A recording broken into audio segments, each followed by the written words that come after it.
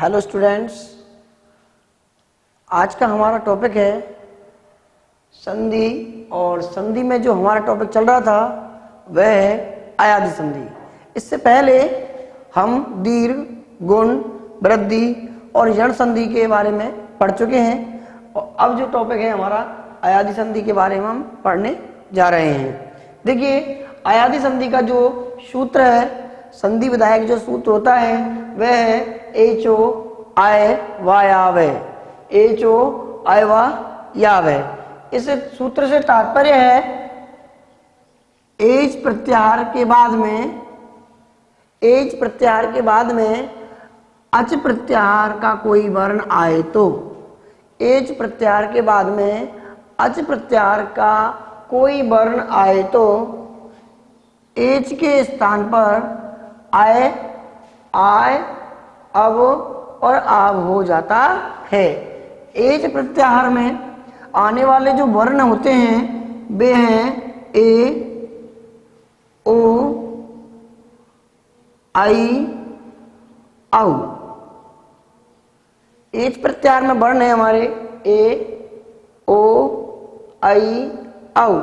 अच प्रत्याहार से मतलब है स्वर वर्ण, अर्थात एच प्रत्याहार के बाद ए, ओ, आई, औ के बाद में स्वर वर्ण आने पर ए, ओ, आई और औ के स्थान पर आए, ओ के स्थान पर अब, आई के स्थान पर आव और औ के स्थान पर आई के स्थान पर आय होता है और औ के स्थान पर आव हो जाता है। ए के स्थान पर अय, ओ के स्थान पर अब, आई के स्थान पर आय और औ के स्थान पर आव हो जाता है। जैसे ने प्लस अन, ने प्लस अनम। ने में देखिए जो ने है, इस ने में हमारा अंतिम जो स्वर है वह ए है और ए के बाद में प्रारंभ होने वाला स्वर है। तो ए के बाद में स्वर आ रहा है तो यहाँ पे ए के स्थान पे हम करेंगे अय। ने में से हम ए निकाल देते हैं। अब हमारे पास बचता है नेहलंत और जो पीछे अनम है इसमें हमने किसी प्रकार का कोई परिवर्तन नहीं कर रहे हैं। इस प्रकार से हमारा हो जाता है यहाँ पर अनम और जोड़ने पर बनता है नयनम। आगे इसी प्रकार से देखिए ओ प्लस अन है। ओ का जो अंतिम स्वर है वह ओ है और ओ के बाद में प्रारंभ होने वाला स्वर ए है तो यहाँ पर ओ के स्थान पर अब हो जाता है।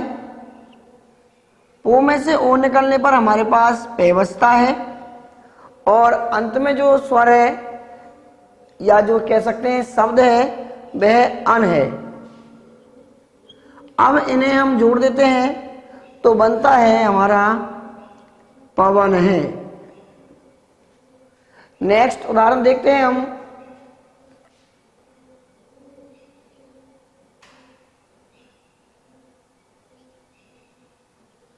नई प्लस अक है। नई प्लस अक है। नई का जो अंतिम स्वर है वह आई है और आई के बाद में ऐसे प्रारंभ होने वाला वर्ण है जो पूरा शब्द है अक है। नई में से नई के स्थान पे हमने कर दिया है आय और नई में से आई जब निकलता है तो हमारे पास बचता है नेहलंत और अक है। जोड़ने पर बनता है हमारे पास नायक है।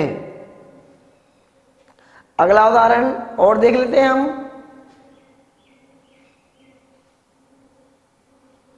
पऊ प्लस आके है। पऊ में जो है अंतिम स्वर औ है और औ के बाद ए से प्रारंभ होने वाला स्वर है, तो ओ के स्थान पे हमने कर दिया आव, और जब औ में से ओ निकलता है तो हमारे पास बचता है पे हलंत, और आके है पीछे है, और जोड़ने पर बनता है हमारे पास पावक है। इस प्रकार से स्वर से तात्पर्य यहाँ पे जैसे हमने ए आ रहा है, तो स्वर से तात्पर्य सिर्फ ए ही नहीं है, अपितु स्वर के स्थान पर हमारे जितने भी स्वर हैं कोई भी स्वर हो सकता है। इसमें यह भी बाध्यता नहीं है कि किसी स्वर के बाद समान या असमान स्वर हो, वह भी स्वर असमान या समान हो सकता है। इसलिए यहाँ पे हमको ये देखना है कि ए, ओ, आई और औ के बाद में कोई भी स्वर हो तो ए के स्थान पे आय करेंगे, औ के स्थान पे औ करेंगे, आई के स्थान पे आय करेंगे, औ के स्थान पे आओ का आदेश कर देते हैं। इस प्रकार से ये हमारे एग्जाम्पल हैं, और अन्य एग्जाम्पलों को भी आप बुक या अदर जगह से देख सकते हैं, पढ़ सकते हैं।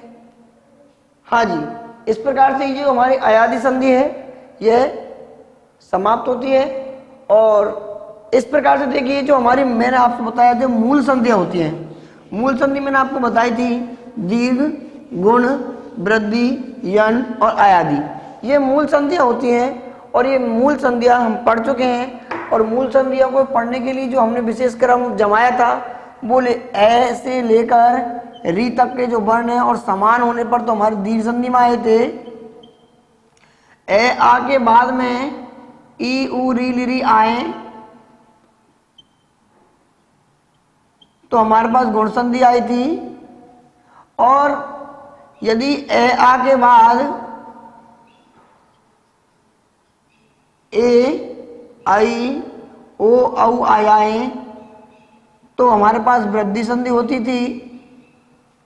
यदि ई उ री लिरी के बाद में कोई असमान स्वर आता है तो यण संधि होती है। और ए आई ओ औ के बाद में स्वर आ जाए तो हमारे पास अयादि संधि होती है। ये तो हमारे जो मूल संधियां थी उनके विशेष क्रम के जो वर्ण थे उनका है। आगे हम देखते हैं कि जो अन्य जो 3 संधियां हैं वे कौन कौन सी हैं और उनसे संबंधित जो उदाहरण होते हैं वो किस प्रकार से होते हैं। देखिए छठवीं जो संधि है वह है पूर्व रूप। पूर्व रूप संधि के बारे में हम बात करते हैं। इसका जो सूत्र होता है वह होता है एंग पदांता दति। एंग पदांता दति, इसका अर्थ होता है एंग से तात्पर्य है ए और ओ के बाद में। एंग से तात्पर्य एंग प्रत्याहार। एंग प्रत्याहार में आने वाले वर्ण होते हैं ए ओ, तो ए और ओ के बाद में पदांता दति, पदांत प्लस अति, अति से तात्पर्य अथ, ई का लोप होता है यहाँ पे अथ से बचता है, अथ से तात्पर्य यहाँ पर ए है। देखिए ए ओ के बाद में ए स्वर आने पर हमें सिर्फ ए की ही आवश्यकता है, ए ही हमें दिखेगा, वह किसी अन्य स्वर के पीछे नहीं होगा, ए प्रत्यक्ष रूप से हमारे सामने उपस्थित होगा। तो देखिए ए ओ के बाद में यदि ए स्वर आता है तो इस ए के स्थान पर हम अवग्रह का आदेश कर देते हैं। अवग्रह जो है इसे हम एस का चिन्ह के रूप में व्यक्त करते हैं। और यदि हम इसके उच्चारण की बात करते हैं तो इसका उच्चारण है ही होता है विसर्ग के अनुसार। तो देखिए ए के स्थान पे हमने अवग्रह कर दिया है। तो अब यहाँ पे देखने वाली बात है कि ए और ओ के बाद में ए एक स्वर है। ए और ओ के बाद में जो स्वर आता है वह हमारी अयादि संधि के अंतर्गत आता है, और यह जो संधि कहलाती है यह अयादि संधि का क्या अपवाद कहलाता है। यह जो पूर्व रूप संधि है यह हमारी अयादि संधि का अपवाद कहलाता है। तो इस प्रकार से जो उदाहरण है वो कैसे हमको देखने को मिलेंगे, जैसे ग्रामे प्लस अस्मिन। ग्रामे प्लस अस्मिन, ग्रामे का जो अंतिम स्वर है वह ए है और अस्मिन का जो प्रारंभिक स्वर है वह ए है। तो क्या करते हैं, जो ए है इस ए के स्थान पे हम अवग्रह का आदेश कर देते हैं और जो हमारे पास शब्द हैं उनको ऐसे ही जोड़ देते हैं। जैसे देखिए हमारे पास शब्द था ग्रामे और अस्मिन में ए के स्थान पे हमने एस का चिन्ह लगा दिया है और जो शेष रहता है उसे हम एज इट जोड़ देते हैं और हमारे पास बचता है अब ग्रामे अस्मिन। इस प्रकार से पूर्व रूप संधि में हमारे पास जो देखने को मिलता है वो एस का चिन्ह देखने को मिलता है। आगे देखिए रामो प्लस अहम। रामो प्लस अहम ओ और ओ के बाद में ए, ओ एक स्वर है और इसके बाद में ए आ रहा है। तो इस ए के स्थान पे हमने अवग्रह किया। रामो में कोई परिवर्तन हमें करना नहीं है तो जोड़ दिया अपन ने रामो और शेष शब्द को ऐसे ही हमने यहाँ पे जोड़ देते हैं। तो हमारे पास शब्द बनता है रामो अहम। आगे हरे प्लस, अब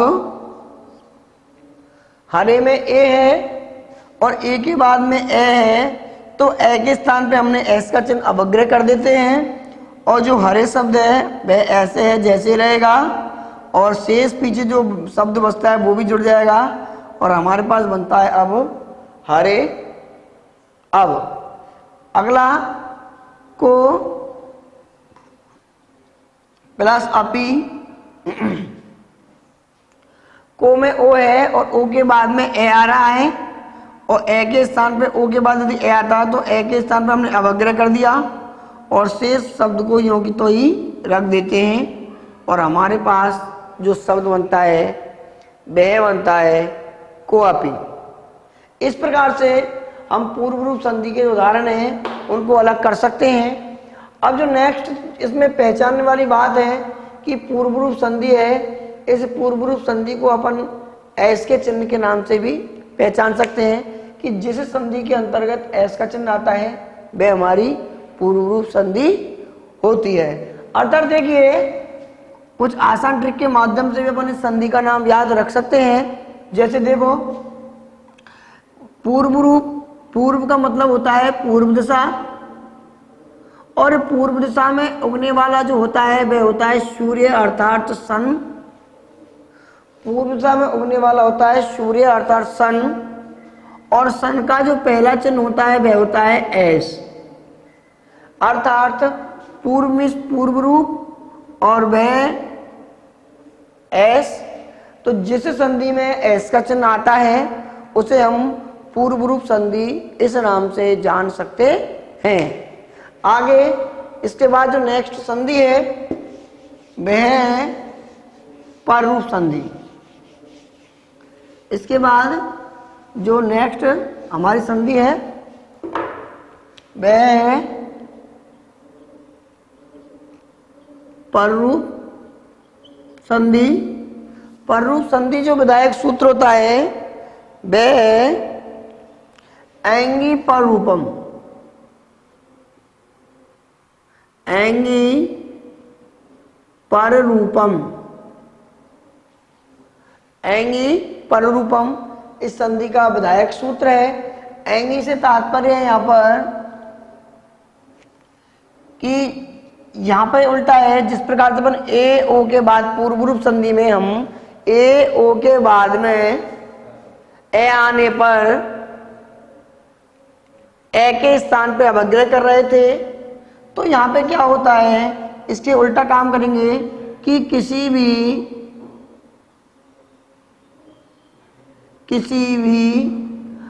एकारांत उपसर्ग के बाद किसी भी एकारांत उपसर्ग के बाद में ए और ओ से प्रारंभ होने वाला कोई वर्ण हो या कोई शब्द हो, किसी भी एकारांत उपसर्ग, एकारांत से तात्पर्य है वे उपसर्ग जिनके अंत में ए आता है और वो आकारांत उपसर्ग प्रे, अब और उप माने गए हैं।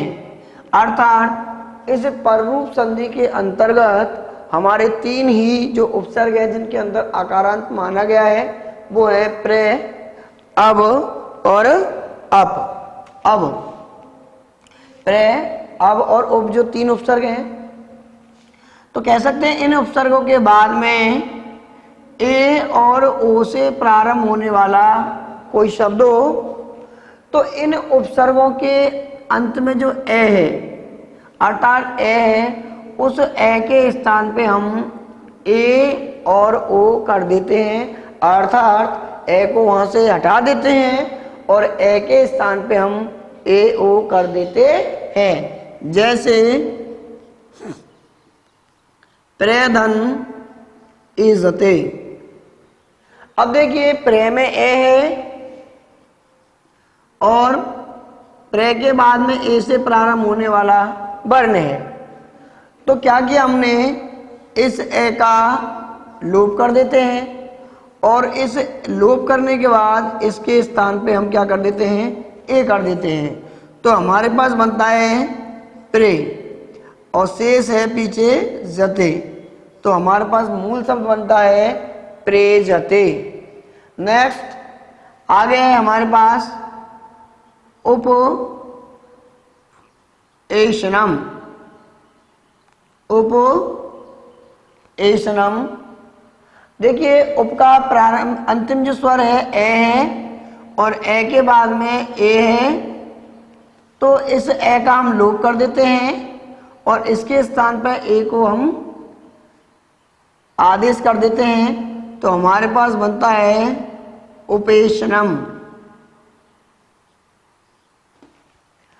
अगला है हमारे पास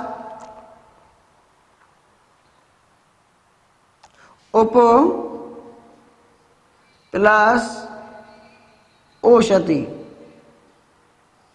उप प्लस ओषति, देखिए उप प्लस ओषति में उप का जो अंतिम स्वर है ए है और ए के बाद प्रारंभ होने वाला वर्ण ओ है, तो ए के स्थान पे हमने